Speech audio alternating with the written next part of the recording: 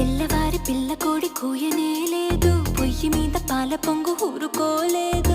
ఇంటిల్లి పాదిగా కోరింది కోరిక, మేలు కొల్ప దివ్యమైన కాఫీ కప్పు ఎక్కడా? ఇంత వింత తొందరింకా ఆగబోనంది, సర్రుమంటూ కాఫీ క్రేజీ ఎక్కిపోతుంది.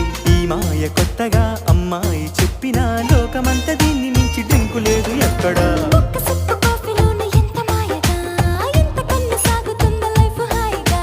పొద్దు పొడిచి పొద్దుగోకి దాకా తోడుగా, కప్పు కప్పుకొక్క కొత్త అర్థముందిగా.